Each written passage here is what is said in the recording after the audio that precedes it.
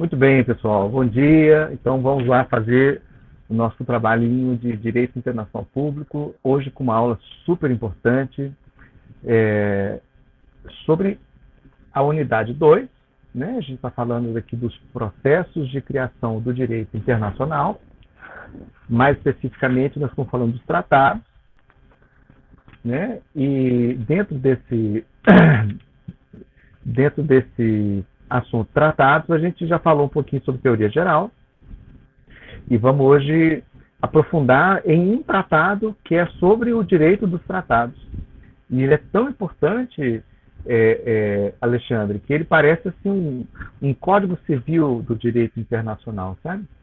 Vocês estão vendo que nós vamos ter que lidar com esse negócio, né?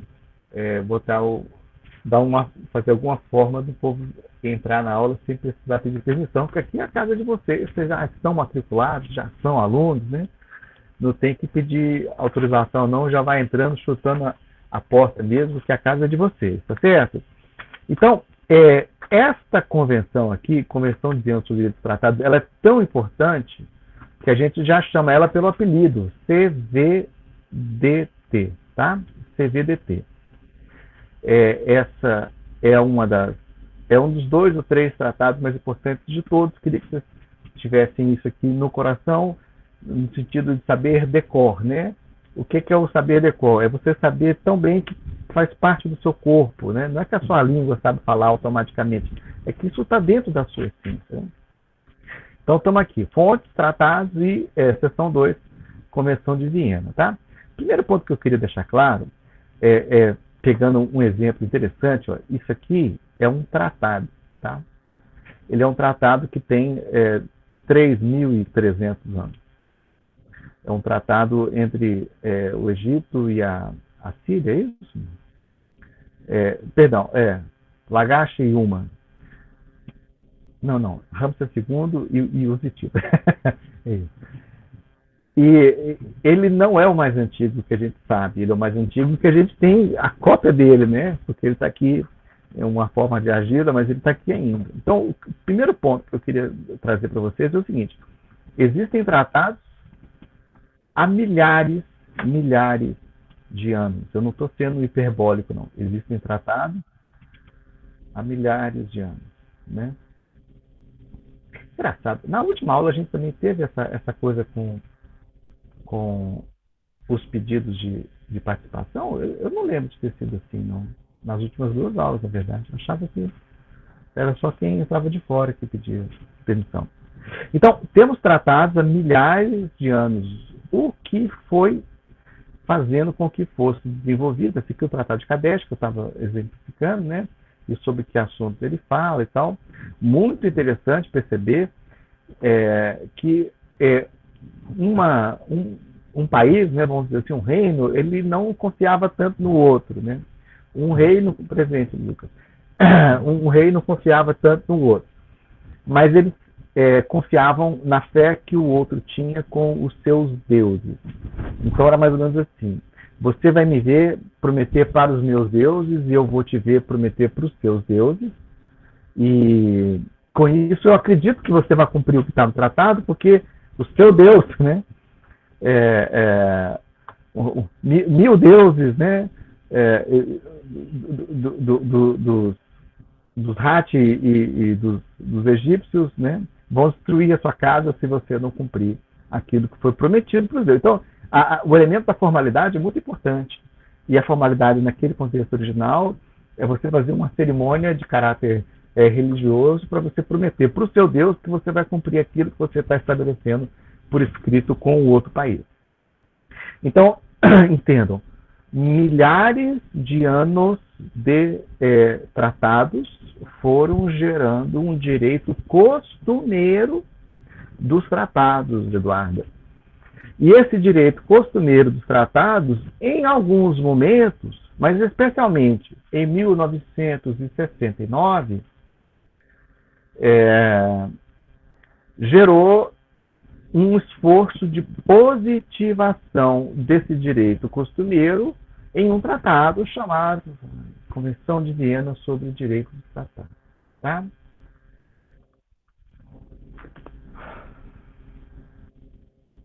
E aí, Pedro?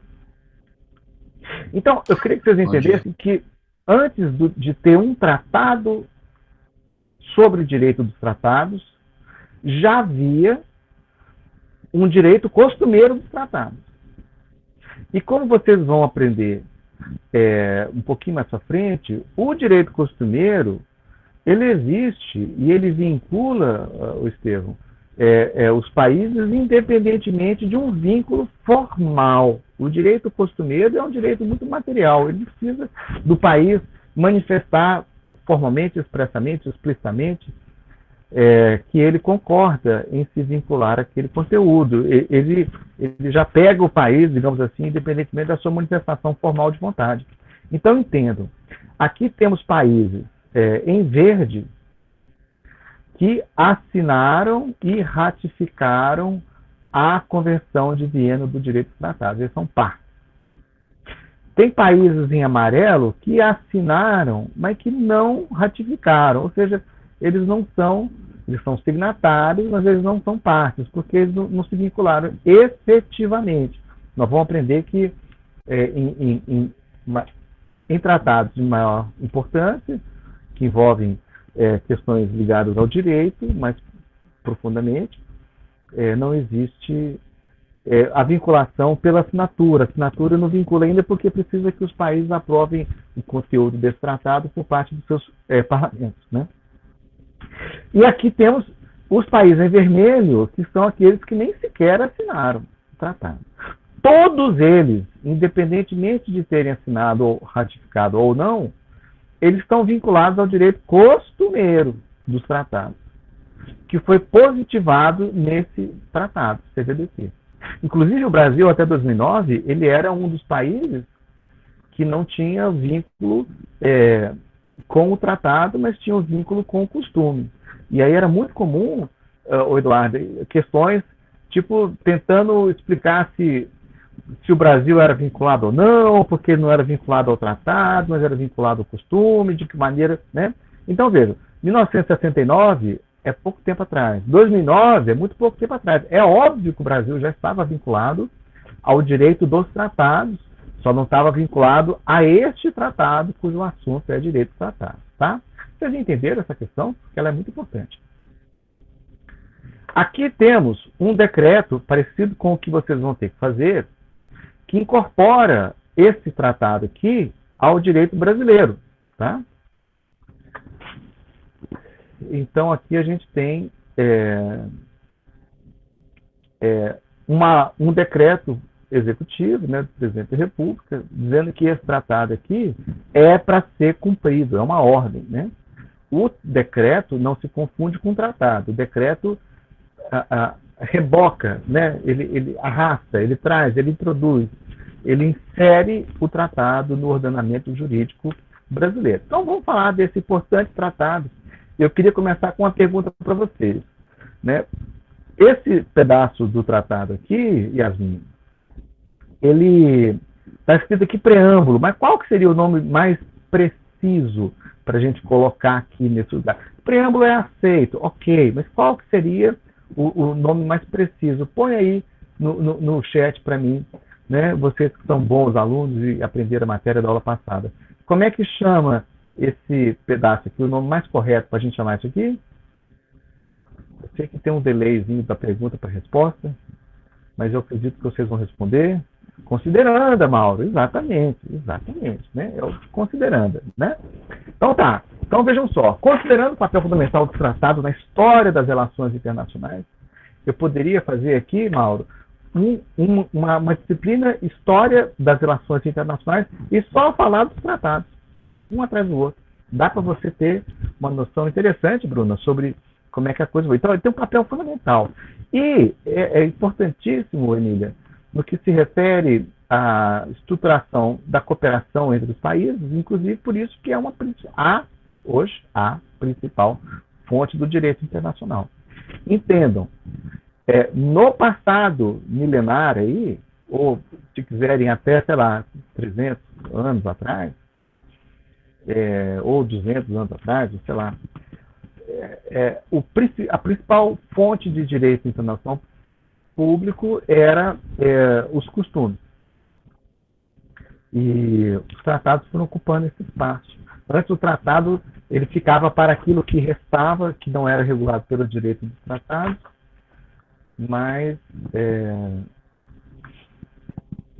se tornou mais importante, certo? Então, pessoal, observamos os princípios. Esses, então, são os princípios do direito dos tratados que estão previstos nesse tratado. Livre consentimento. Você não é obrigado a fazer um tratado. Você faz um tratado se você quiser.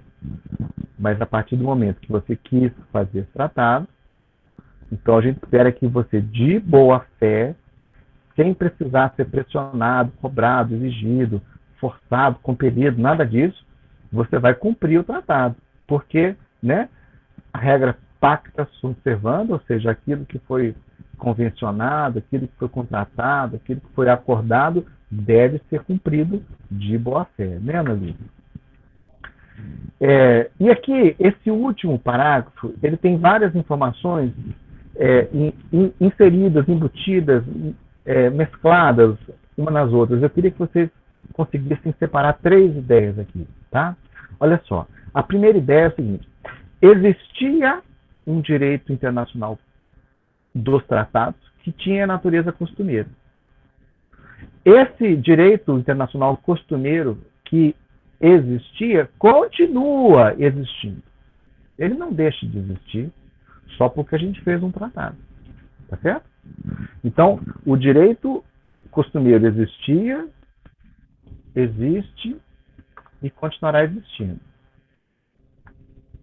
Esse direito costumeiro convive com o direito positivado, convive com o direito convencional, né, do tratado.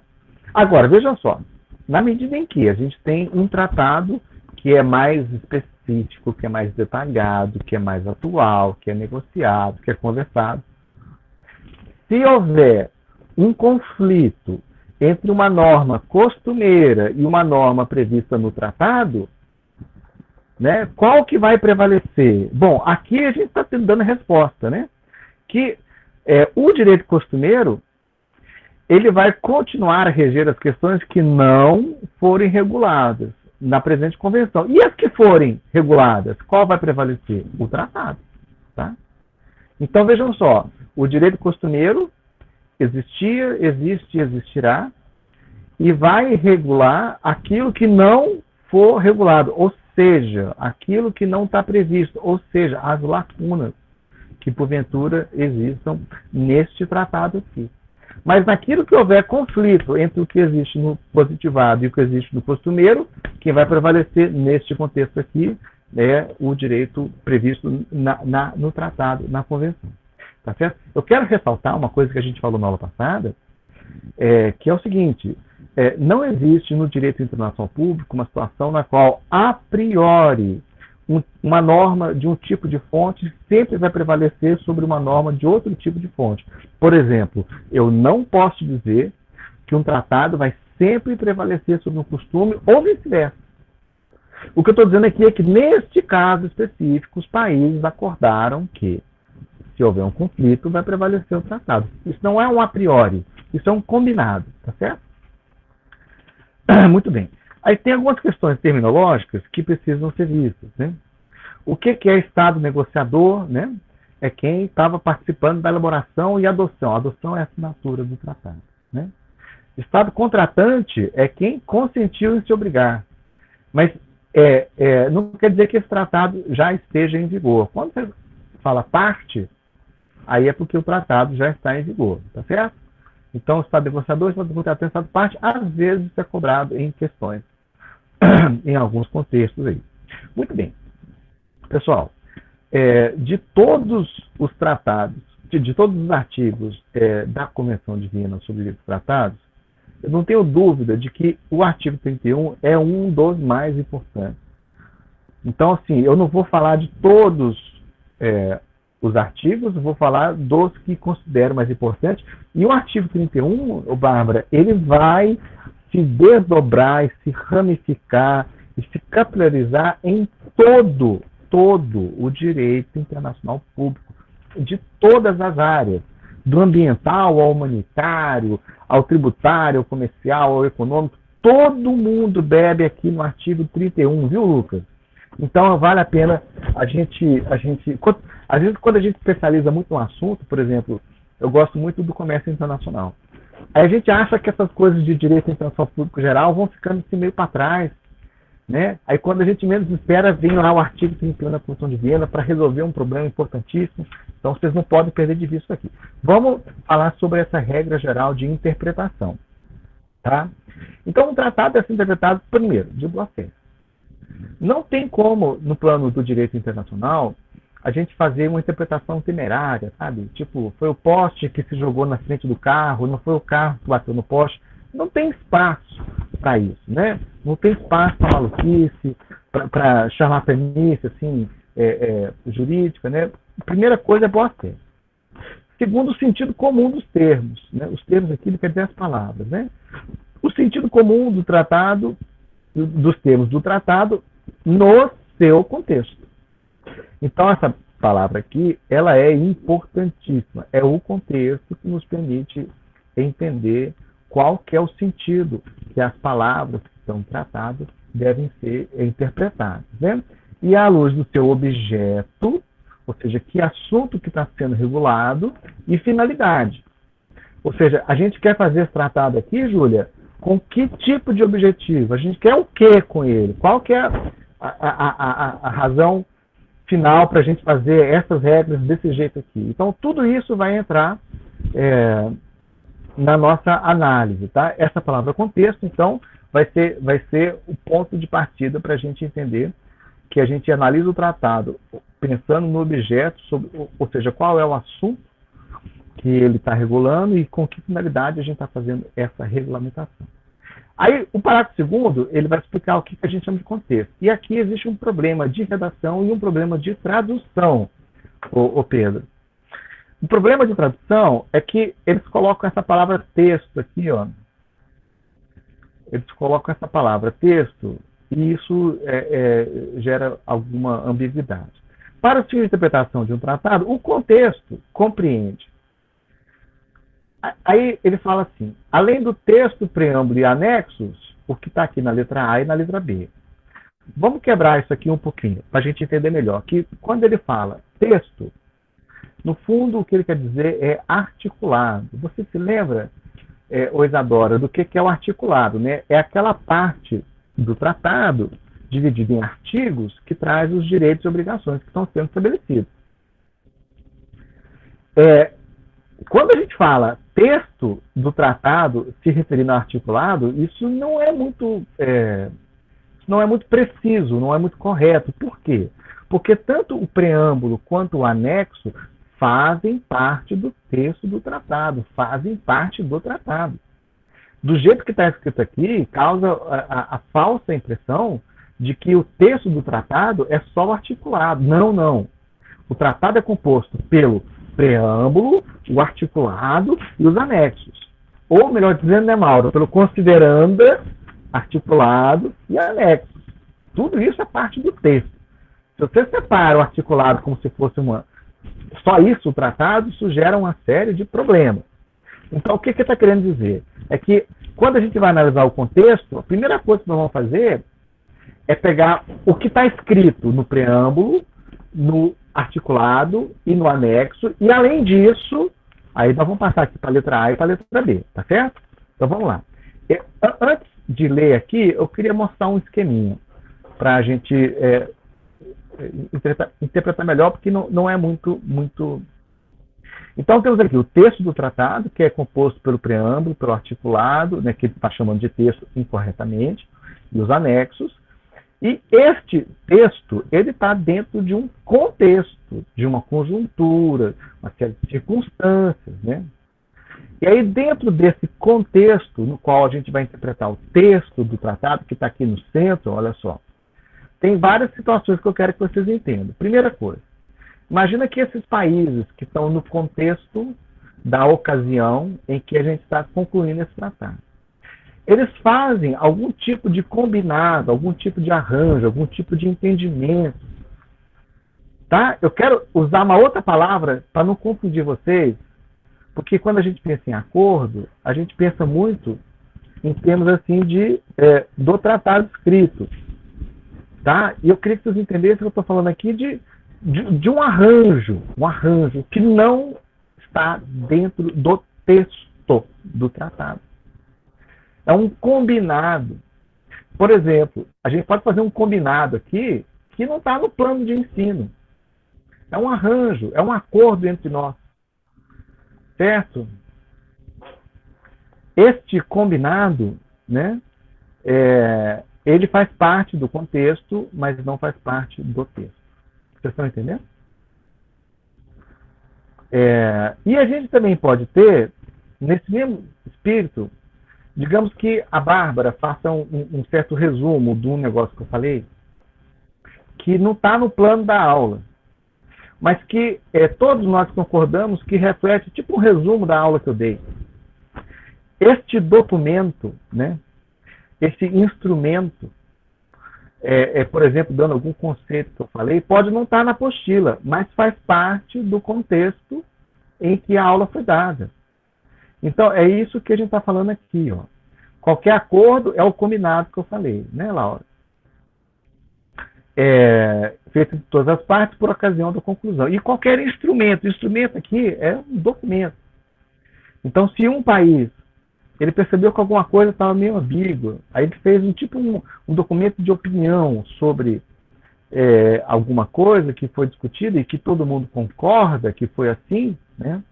Isso pode não ter entrado no texto do tratado, mas ele faz parte do contexto em que esse tratado deva ser interpretado. Vocês entenderam? Parágrafo terceiro. Além, né, aí eu também quero fazer do mesmo jeito.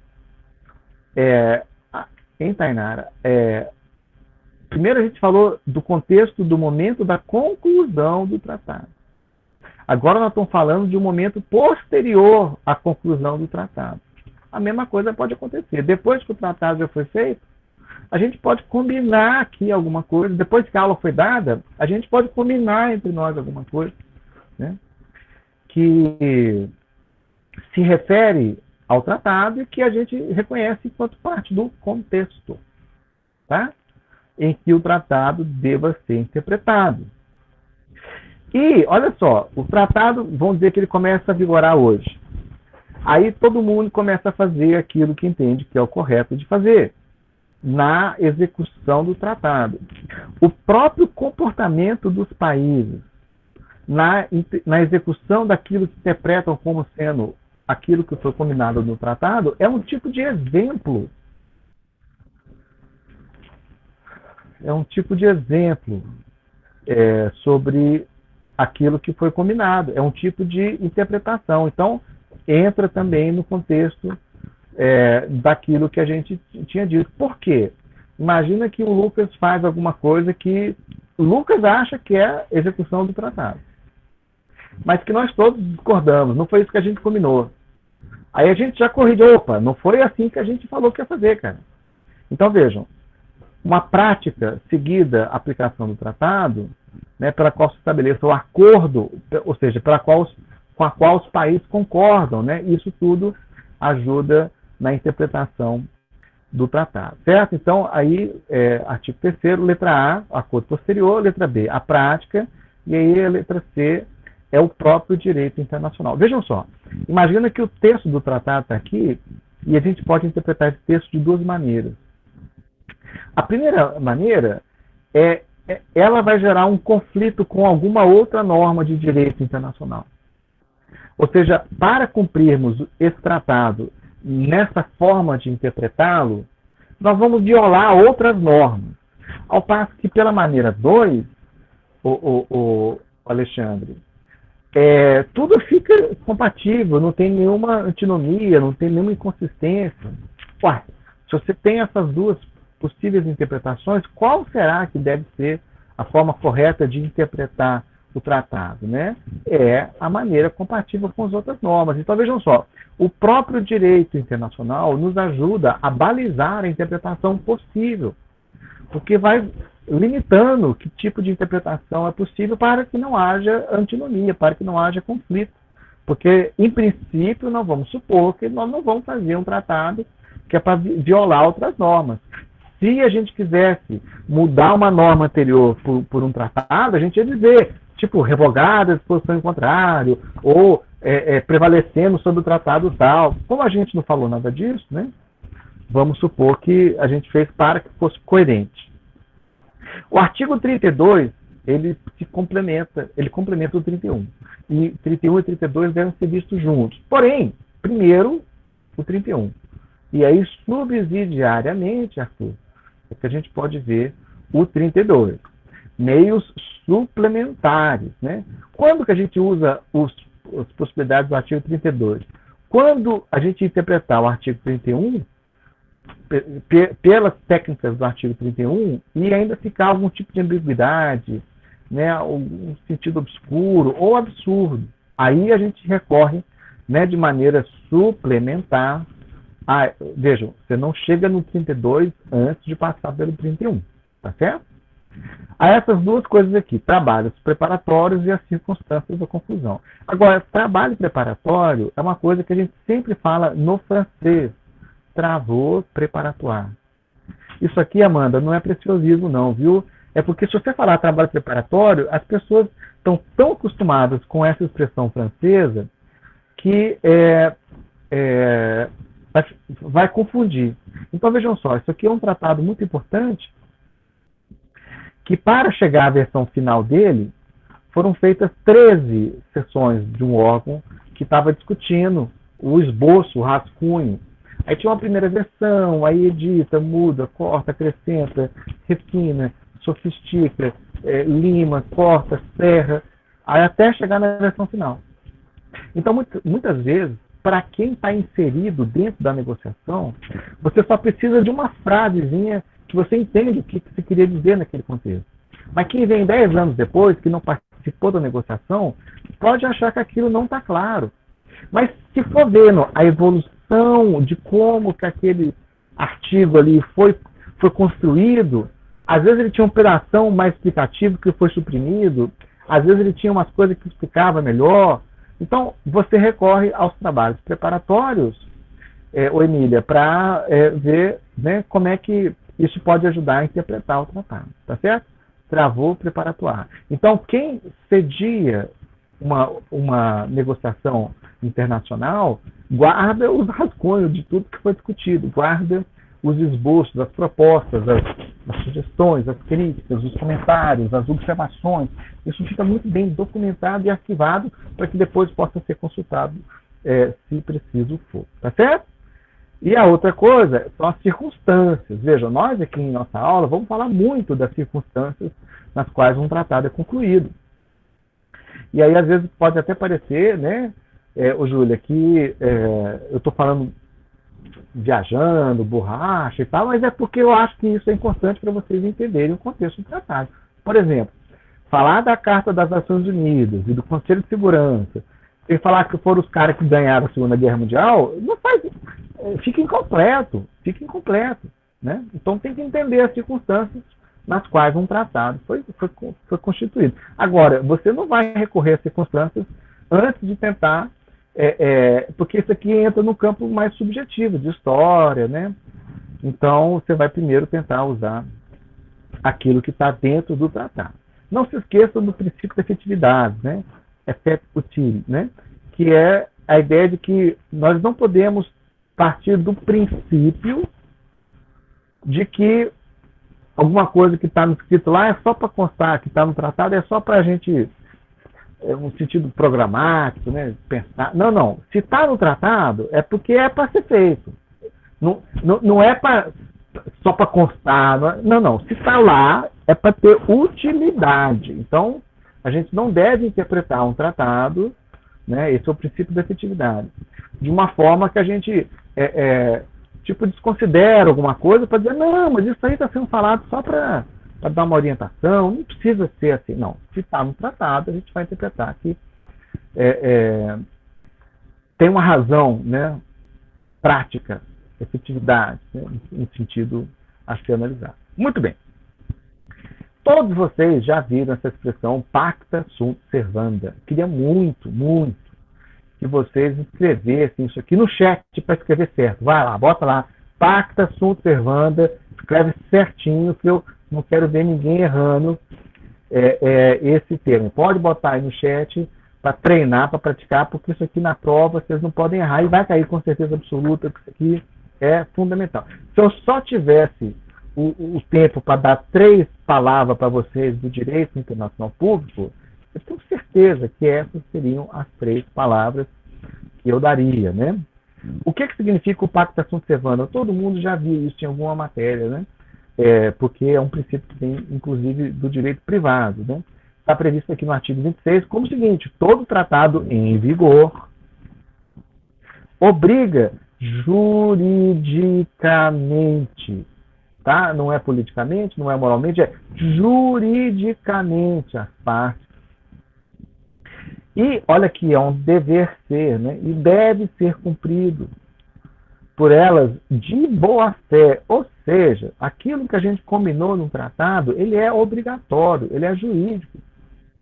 Às vezes, Arthur, os alunos têm uma ideia muito política do direito internacional, os tratados, diplomatas e tudo, fica achando que é no campo assim da política. Não, estou falando de direito.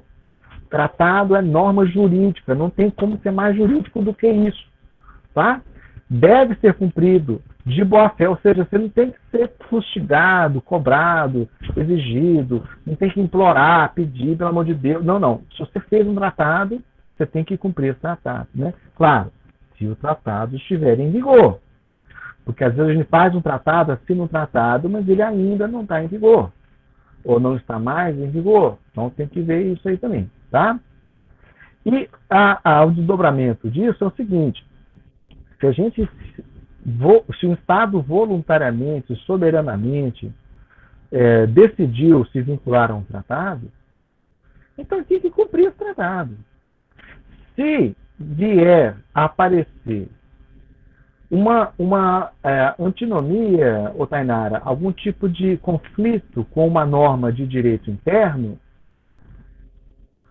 você não pode usar o direito interno como desculpa para justificar o descumprimento do direito internacional. Tá? Então, depois que você fez o tratado está em vigor, lhe obrigando, você não pode parar de cumprir o tratado e achar que só porque tem uma norma do seu direito interno que conflita com o tratado, você está liberado para descumprir o tratado, que está tudo bem, está justificado. Não está justificado. Porque uma parte não pode invocar disposição do seu direito interno para justificar o descumprimento de um tratado. Você pode até não cumprir o tratado. Mas não pense que o fato de ter, isso aqui é que o STF disse que conflitava com não sei o quê. Velho, então denuncia o tratado. Então se desvincula do tratado. Sai do tratado. Você pode sair. Você pode entrar e você pode sair. O que não pode é você ficar dando de migué, né? Espertão, malandrinho, de estar no tratado se beneficiando do fato que os outros vão estar cumprindo, aí na hora que você que tem que cumprir, você fala, não, isso aqui quer, aqui tem um tratado, meu direito interno, conflito e tal, não vou poder, eu quero, mas minha mulher não deixa, sabe? Não, isso aí não tem nada a ver, tá? Muito bem. E o Brasil já fez isso aqui, é uma vergonha internacional, eu vou falar disso depois. Nossa Senhora, né? Eu não quero dar spoiler, mas o Brasil tem a mão suja de sangue aqui nesse artigo 27, viu? Muito bem. Eu preciso que vocês entendam o que é violação substancial de um tratado. Violação substancial de um tratado é quando você tem assim, a rejeição do tratado, né? Uma violação de uma disposição essencial, tá? Substancial, essencial. Então, quando a gente tem um tratado no qual ocorre uma violação substancial, se ele for bilateral, e aqui é uma das situações, Bernardo, em que bilateral ou multilateral faz diferença, né?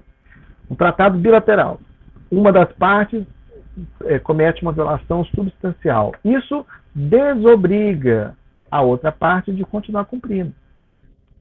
Se a gente faz um acordo aqui, você parou de cumprir a sua parte, né?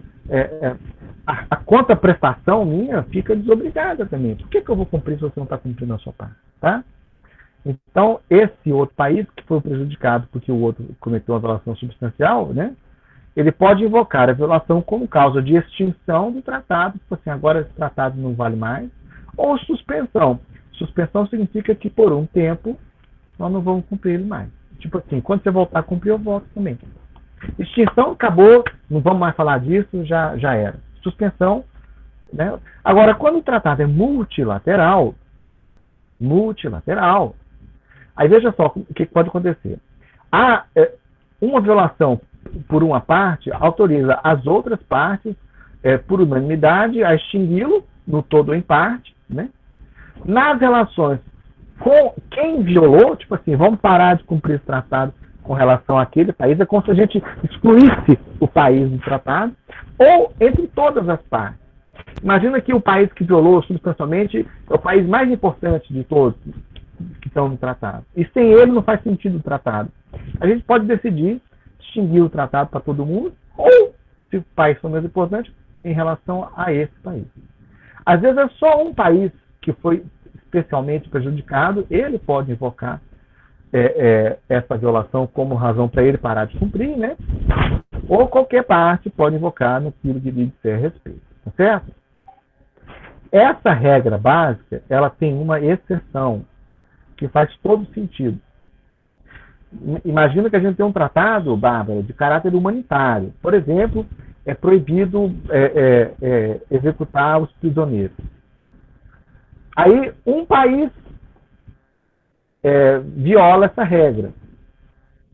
Isso não pode dar uma legitimação para todo mundo saindo, executando os seus prisioneiros. Ou seja, um errado não faz o outro certo, né? Você não pode usar isso para justificar a violação, mas atenção.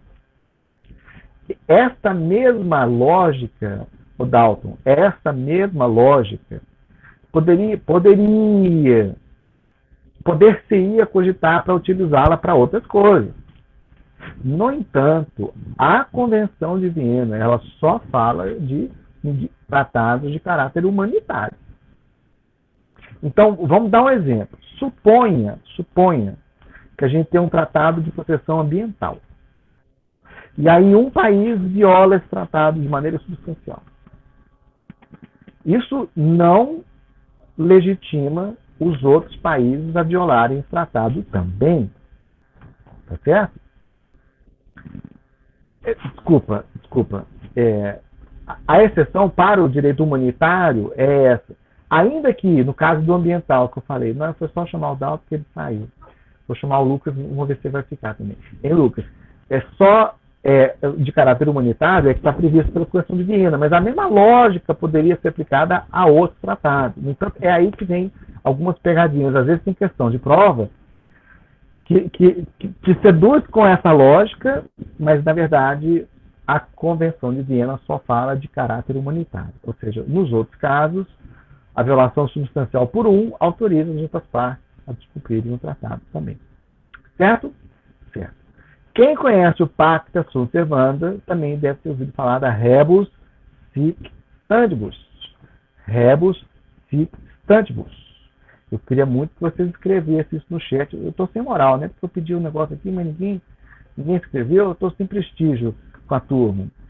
Rebus Sic.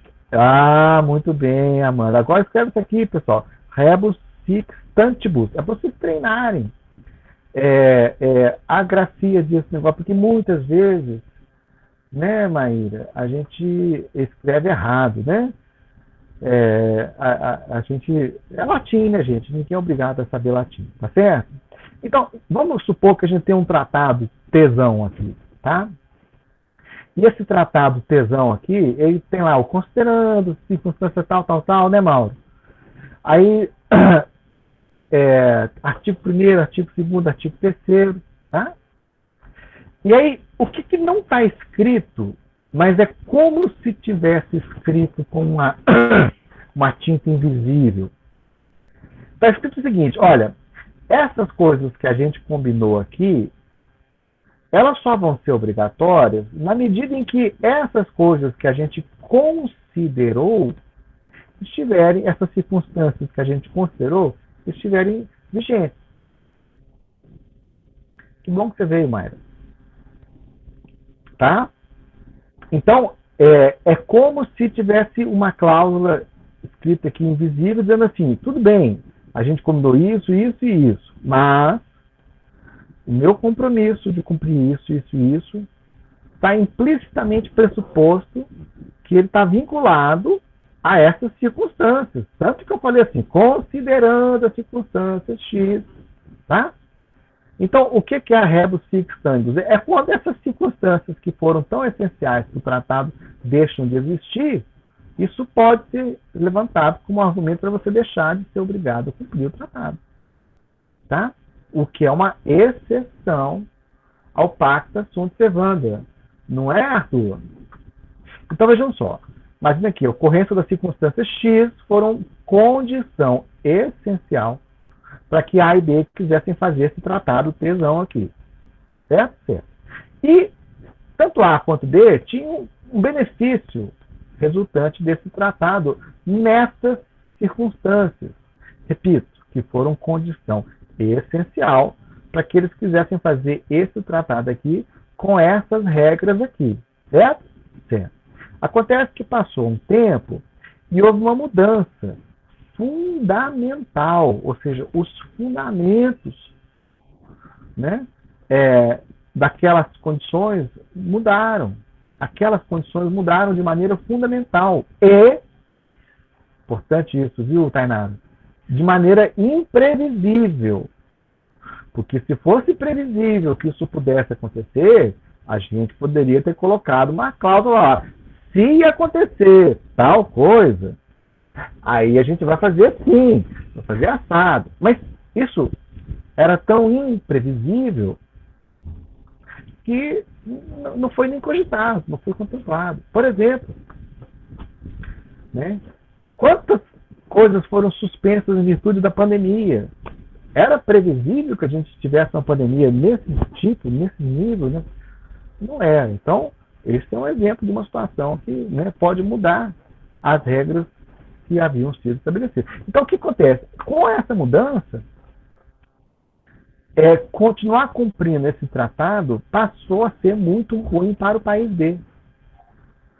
Aí o país B, ele alega a rebus sic stantibus para não cumprir o tratado em todo o empate. Tá certo? Por quê?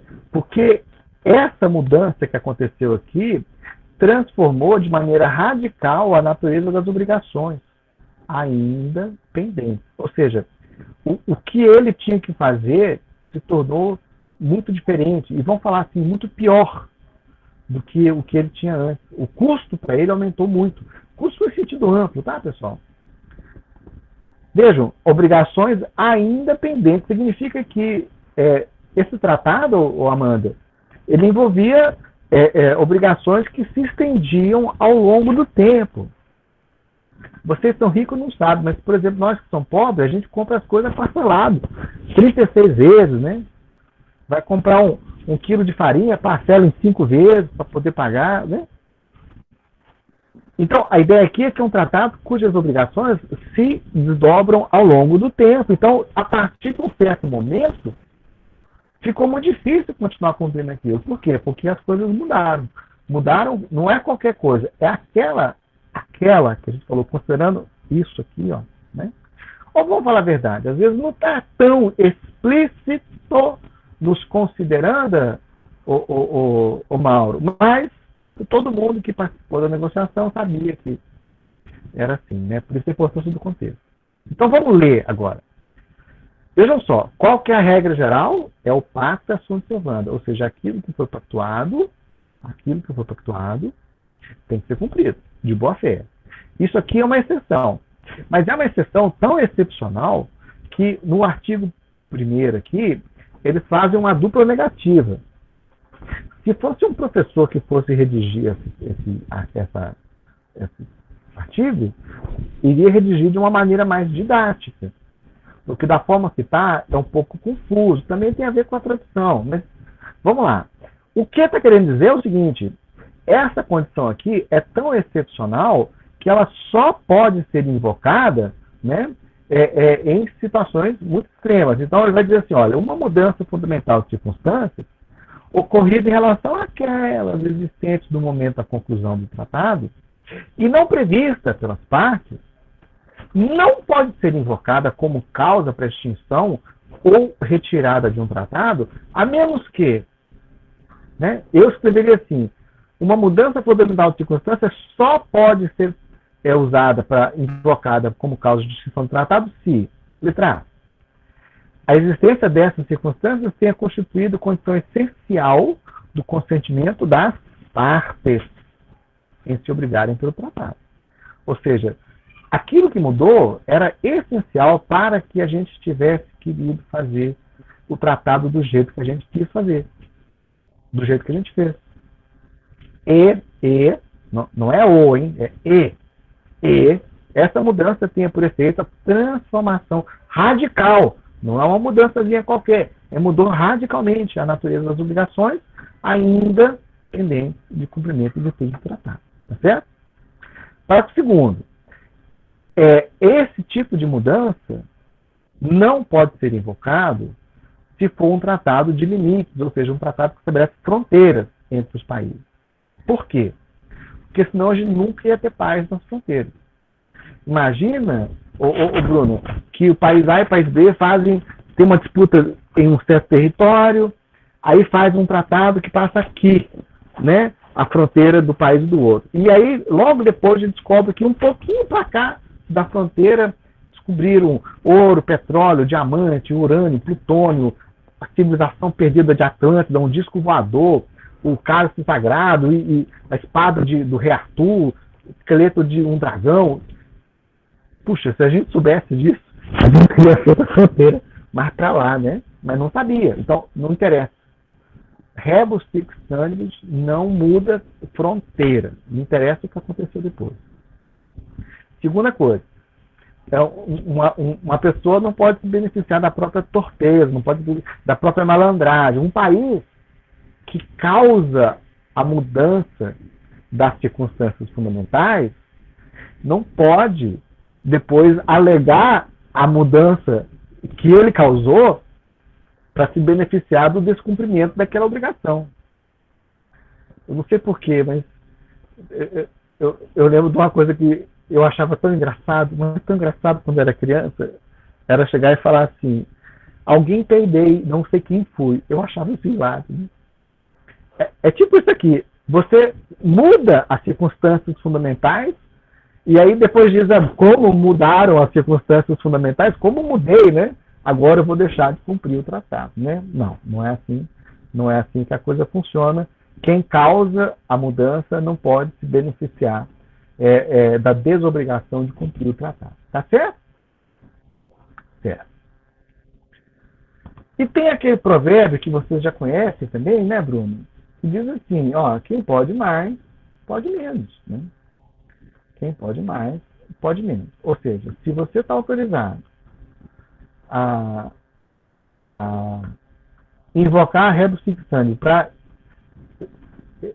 extinguir um tratado ou se retirar do tratado, você também pode invocá-la por um tempo, né, suspender a execução desse tratado. Tá certo? Não se esqueçam, a rebus sic stantibus é excepcionalíssima, tanto que é muito difícil encontrar casos na jurisprudência que justifiquem isso. Eu acho que a gente vive nesse momento um momento em que é passível de argumentação que essa pandemia acabou causando tanto problema que ela justifica o descumprimento de certos compromissos. Tá certo? Certo. Muito bem. Agora, vamos falar do artigo 30 que fala sobre tratados sucessivos no tempo, né, sobre o mesmo assunto.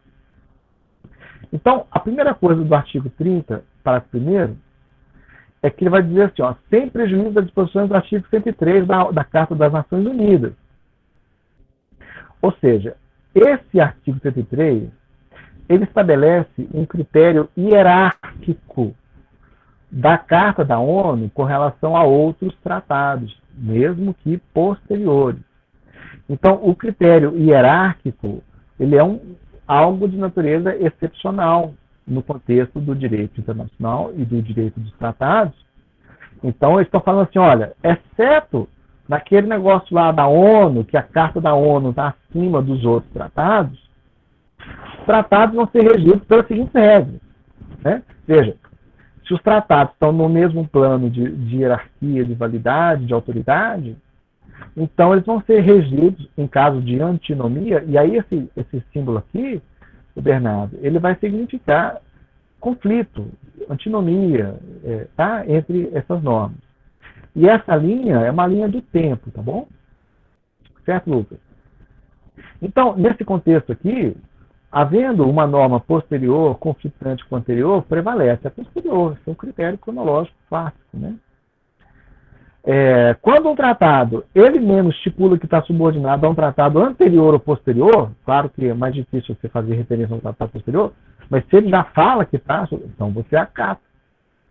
Quando todas as partes de um tratado são igualmente todas as partes de um tratado posterior, né, então vai prevalecer o posterior, e o anterior só se aplica na medida em que suas disposições sejam compatíveis com a do tratado posterior. Ou seja, nessa hipótese aqui, o tratado anterior, ele não necessariamente deixa de existir, ele não foi extinto.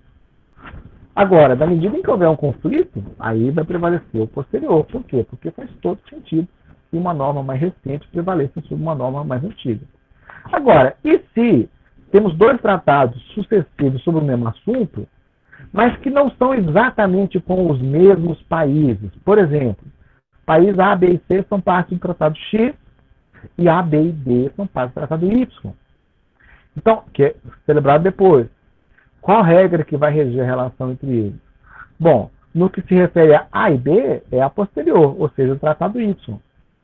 No que se refere ao país C, o C nunca foi vinculado ao tratado Y. Então, a gente não pode esperar que C seja regido por Y, mesmo que A e B sejam. Então, no que se refere a C, ele vai ser regido pelo X. Mas isso é bom senso, né, pessoal? Isso aí não é nem nada a ser decorado, não. Considere-se extinto o tratado quando todas as partes concluíram o tratado posterior e deixaram claro que a intenção era regular o assunto por esse novo tratado ou ficou incompatível um com o outro. Né? E o artigo 73, ele vai estabelecer que uma coisa é a política, outra coisa é o direito. Atenção. Tem uma coisa que chama relações diplomáticas, que é um padrão de relacionamento internacional. Relacionamento diplomático é político. Às vezes, países passam por momentos em que há o rompimento de relações diplomáticas. Isso não significa o rompimento dos tratados, que são vínculos jurídicos entre os países. Por exemplo, às vezes, Mauro, a pessoa briga com a esposa, rompe relações diplomáticas, mas isso não significa que o casamento, que é um vínculo jurídico, foi desfeito. Para desfazer o vínculo jurídico, você tem que fazer um procedimento jurídico. Não há um procedimento, né, diplomático. Então, direito é direito, política é política. Agora, às vezes, um tratado precisa, para ser cumprido, que as relações diplomáticas estejam em normalidade. Nesse caso, o rompimento das relações diplomáticas afeta a execução do tratado.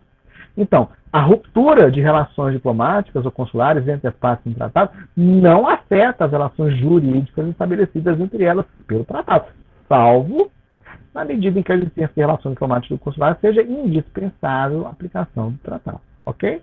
Ok. Muito bem. Essa expressão aqui, ó, muito importante, muito polêmica, muito problemática. Ius cogens. Talvez fosse melhor se a gente não usasse essa expressão e sim, sei lá, norma imperativa de direito internacional geral, que é o nome correto. Ius cogens traz um elemento que fica um pouco confuso. Deixa eu tentar explicar o que a gente está falando aqui. Quando a gente fala do direito privado, a gente tem aqui duas partes que tem autonomia para fazer um contrato, mas essa autonomia, vocês concordam, né, Tainara? Ela está limitada àquilo que o direito possibilita. Por quê? No Código Civil fala que a validade do negócio jurídico requer objeto lícito. Então eu não posso botar no contrato assim, vendo um bagulho do bom, né, ótimas condições, preço. Não posso botar isso, porque esse objeto não é lícito, não é? Então, no direito internacional, nós vamos ter uma coisa mais ou menos parecida. Mais ou menos parecida. A ideia básica é o seguinte: tem certas normas que estão acima de outras. Tem um direito internacional geral imperativo, ius cogens, que tem uma posição de validade e legitimidade hierárquica superior a outros tratados mais específicos. Então, por conta disso, é a ideia de que um tratado não pode prevalecer sobre uma norma de ius cogens. Então, imagina que essas normas de ius cogens, elas têm uma imperatividade sobre a autonomia dos países. Eu podia ter botado umas bandeirinhas aqui, né, de estabelecer normas através de tratados. Tratado entre eles não pode violar normas de ius cogens. Vamos dar um exemplo. Imagina que a Alemanha nazista e a Itália fascista façam um tratado de cooperação pelo extermínio dos judeus, por exemplo. Esse conteúdo, ele conflita com uma norma imperativa de direito internacional geral, que é não fazer genocídio, proibir fazer genocídio. Se isso é colocado no tratado, esse tratado é nulo, porque o direito internacional, enquanto um sistema, não aceita ele. Certo? Então, essa é que é a ideia. É nulo o tratado que, no momento de conclusão, conflita com uma norma imperativa de direito internacional geral. Para os fins da convenção, uma norma imperativa de direito internacional geral é uma norma aceita e reconhecida pela comunidade internacional dos Estados, no seu conjunto, como uma norma da qual nenhuma derrogação é permitida, tá? E que só pode ser modificada por uma nova norma de direito da mesma natureza. Aqui alguns exemplos de normas de ius cogens que são aceitos enquanto tal pela doutrina e pela jurisprudência. Proibição do uso agressivo da força, crime de guerra, genocídio, crime contra a humanidade, tráfico de escravos, escravidão, discriminação racial, pirataria, tortura, anexação territorial. Tá? Isso aqui, inclusive, está previsto em vários tratados. Né? Por exemplo, tem um tratado que chama Estatuto de Roma que fala de genocídio, crime de guerra, crime contra a humanidade. Qual que é o problema? Né? O problema é isso aqui, ó. É que para todo lado, quando o seu interesse está em jogo, o país tenta apresentar aquela violação como uma violação de uma norma de ius cogens, para dar mais peso, mais valor, mais autoridade para ela. Né? O Bob Esponja aqui. Vamos fingir que tudo é ius cogens. E isso é complicado. Sabe, no fundo, o problema é o seguinte: não tem um lugar único que diga assim, são normas de ius cogens, artigo 1º, genocídio, artigo 2º, violação tal. O fato de não ter algo positivado assim, dá margem para a interpretação ambígua do que seja e do que não seja ius cogens, entendeu? Esse artigo 53 da Carta das Nações, da Convenção de Viena, ele é muito polêmico, ele foi muito criticado, porque tem gente que acha que ele é meio um direito natural, um negócio meio metafísico, assim, que não tem muito, né?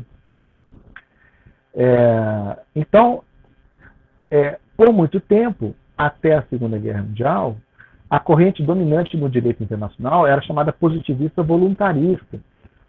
E os positivistas voluntaristas pensavam muito na dinâmica formal. Se dois estados soberanamente decidem fazer um tratado formalmente perfeito, o conteúdo desse tratado não seria importante, porque eles têm o direito de fazer. Essa é a corrente que foi majoritária por muito tempo, mas que hoje não encontra mais esse respaldo. Hoje não tem como você falar, né, como se falava antes, né, que esse tipo de aliança seria aceita. Tá? Então isso aqui é para essa análise. Então o problema é você identificar quais são normas de ius cogens, tá? Por isso que eu acho que é um conceito que às vezes não ajuda muito, né? A questão é saber o que determina se uma norma pertence ou não a essa nobre categoria, né, do ius cogens. Aí depende muito da argumentação, tá certo? Certo. Mas então a ideia de que você não pode ter um tratado que tenha um conteúdo que viola, né, essa, digamos assim, noção de ordem pública internacional, tá? Agora, raramente isso é utilizado, mas às vezes para declarar a nulidade de um tratado, como tem nesse caso aqui trazido para vocês a jurisprudência da Corte Internacional de Justiça, tá certo? Uma questãozinha aqui, né? E aí vamos lá. Nós já está fazendo quase 10 anos isso aqui. A Convenção de Viena, ela tem 2 artigos aos quais o Brasil fez uma reserva. Ou seja, o Brasil falou assim, olha, eu aceito esse tratado como um todo, mas eu me reservo o direito de não me vincular a 2 negocinhos. Um deles, isso é muito cobrado em provas. Você sabe que as pessoas que fazem prova muitas vezes tem um fetiche com exceção, né? A ideia básica é assim, se você sabe até exceção, você sabe a regra geral. Então, se pergunta a exceção, pressupõe que você sabe, inclusive, a regra geral. Então, o artigo 25, ele diz assim, o Brasil não é vinculado ao artigo 25. Um tratado ou uma parte do tratado aplica-se provisoriamente enquanto não entra em vigor. O Brasil, ele não aceita isso. Ele fala assim, olha, ou o tratado está em vigor e aí eu me comprometo a acatá-lo, ou ele não está em vigor e aí eu não sou obrigado a acatá-lo. Se não está em vigor, eu não tenho que fazer, né? Entendeu? Agora, cuidado, que tem um artigo 18 ao qual o Brasil não fez reserva e que muitas vezes se confunde o artigo 18 com o artigo 25 na prática. Por quê? Olha o que diz o 18. Um Estado é obrigado a abster-se da prática de atos que frustrariam o objeto e a finalidade de um tratado quando tiver expressado seu consentimento e obrigar-se pelo tratado no período que precede a entrada em vigor. Vamos dar um exemplo. Os países da Bacia Amazônica fazem um tratado de preservação da floresta que vai entrar em vigor em 2022, por exemplo. Aí o Brasil pensa assim, né? Ainda não está em vigor. Então eu posso devastar tudo agora, que eu não vou estar cometendo um ato ilícito, de acordo com esse tratado, que não está em vigor ainda. Tá? Então, veja, isso frustraria o objeto do tratado. E se o Brasil tivesse dado seu consentimento em respeitar isso antes da entrada em vigor, aí seria um problema, mas se ele não tivesse expressado isso, não seria um problema.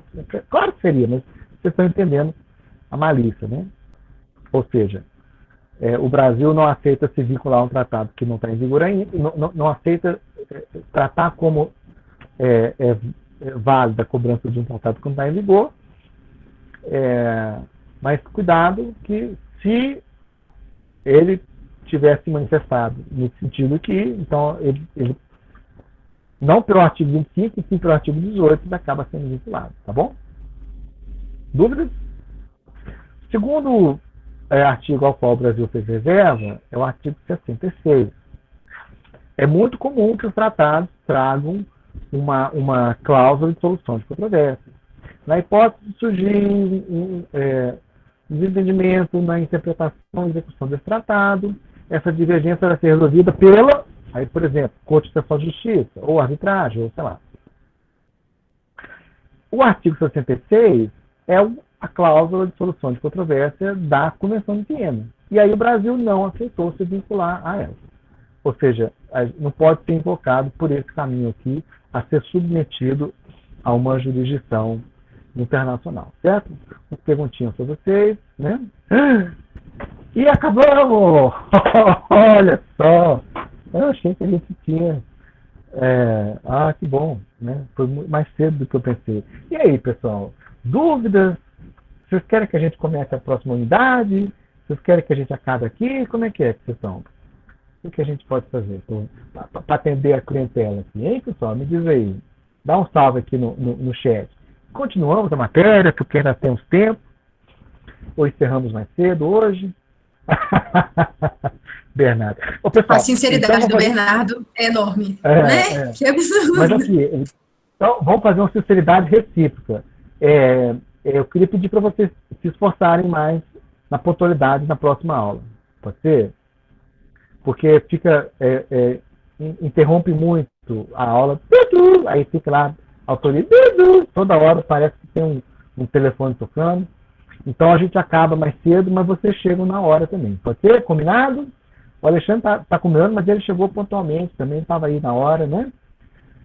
Mas eu peço a vocês todo um esforço nesse sentido, tá bem? Quem não colocou alguma coisa no chat, coloque para que apareça na lista de presença que a gente vai. E se você não sabe o que escrever, pode botar lá Rebus Sic Stantibus ou Pacta Sunt Servanda e tá beleza, tá bom? Então um abraço, pessoal. Vou parar de gravar agora. Alguma dúvida? Não? Então eu vou fazer aqui